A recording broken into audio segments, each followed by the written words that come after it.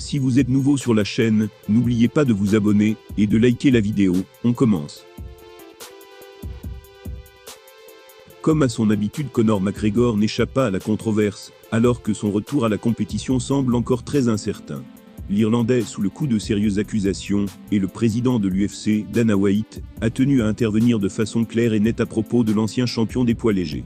L'idée de départ était simple pour Conor McGregor.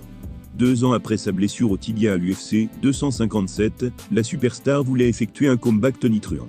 C'est via l'émission The Ultimate Fighter qu'il envisageait tout exploser. Mais pour le moment, rien ne se passe comme prévu.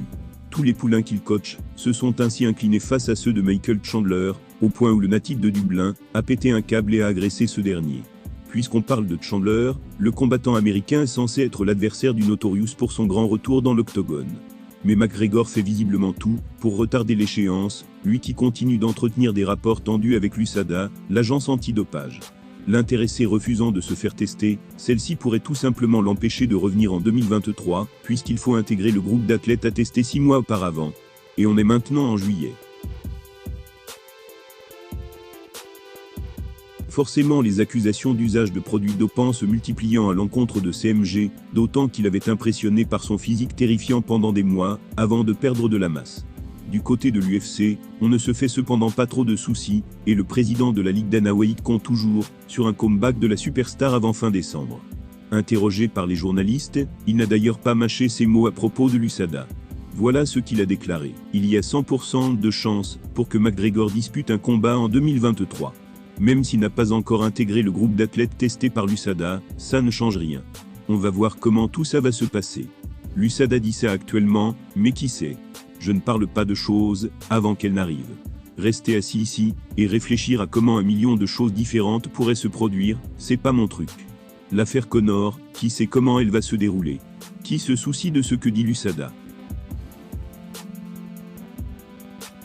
Le message de l'homme d'affaires semble clair.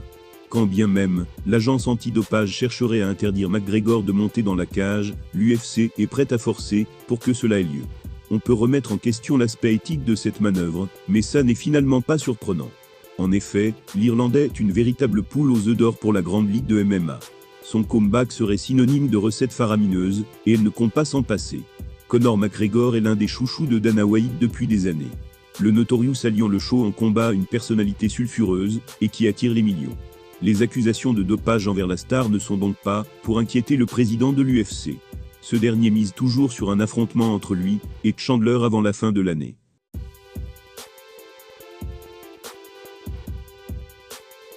Après avoir mis sa carrière de combattant MMA entre parenthèses, Francis Ngannou peinait à trouver un adversaire à affronter dans un ring de boxe. Ce serait désormais chose faite, ce qui lui permettra soi-disant de toucher un sacré pactole. Le fait qu'il trouve un point de chute sur la planète MMA ne garantissait en rien son retour rapide dans l'octogone. En effet, s'il cherchait belle, eh bien un nouvel employeur suite à son départ de l'UFC, Francis Ngannou n'avait pas forcément l'intention de regrimper sans tarder dans la cage. Désireux de se tester, en tant que boxeur, l'ancien champion des poids lourds semble enfin sur le point de mettre son plan à exécution. S'il n'affiche pas la moindre peur à l'idée de se mesurer au cador de la boxe, Ngannou n'arrivait pas à conclure le moindre accord avec l'un d'eux jusqu'ici. À son plus grand regret, ses discussions régulières avec les clans de Deontay Wilder, Anthony Joshua et surtout Tyson Fury restaient vaines.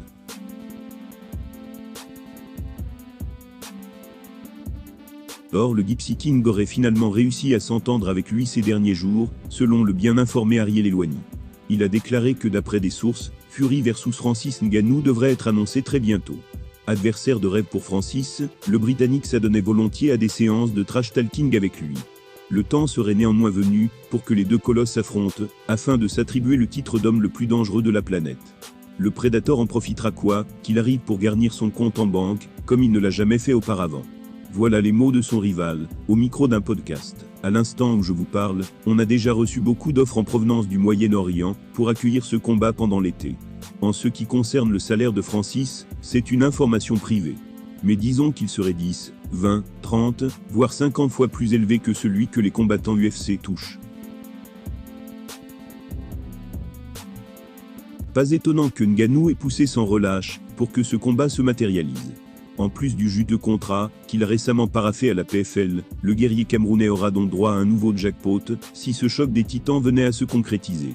De quoi assurer son succès sur le plan financier, à défaut d'avoir la certitude qu'il sera également sportif. En effet, face à une pointure telle que Fury, il n'apparaîtra très certainement pas comme le favori de cette affiche, aux yeux des bookmakers.